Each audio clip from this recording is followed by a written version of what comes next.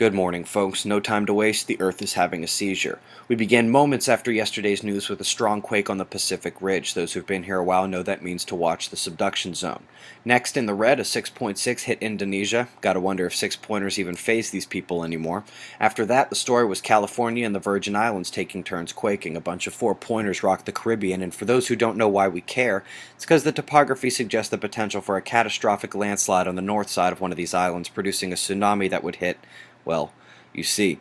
The day finished out with at least two five-pointers in Southern California and a number of quakes in Baja and around the region.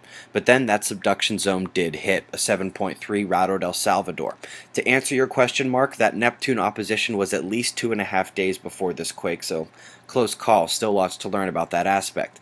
Back to El Salvador, there is no damage reported, and all tsunami watches were only centimeters at their peak. There have been several aftershocks, including a 5.1 nearby in Nicaragua.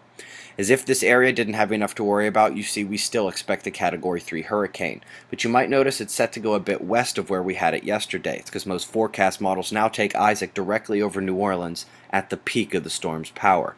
Isaac has already drenched Florida, but when we take a look at the rainfall record set yesterday, you can see the most interesting location was Maryland. Extreme flooding in Talbot County, where 5 inches of rain fell in just 90 minutes, nearly an inch in 10 minutes in Carroll County. There are others here as well. This link is below. It's easy to use. So what caused this midday geomagnetic disturbance yesterday? 1200 UTC is on the left here as we look at the solar wind telemetry. The yellow is the speed, and yes, we've been in a coronal hole stream for 2 days, but it ramped up yesterday. We had readings over 700 kilometers per second. You can see right around 1200 our shields took some pushback. There was intermittent solar plasma penetration at the red spikes over the following 12 hours, and that high-speed stream induced multiple frequencies over time, strongest at 1.7 Hertz.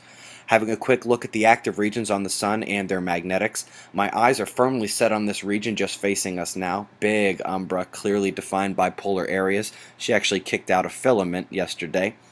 Earth's magnetic connection to the Sun is on the northwest quadrant of the Earth-facing side. We do only have one active region up there.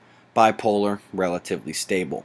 As usual, here's a look at your star. Those thin dark plasma filaments are still a primary eruption watch. Let's hope for no more big quakes as well. Eyes open. That's the news, folks. Be safe.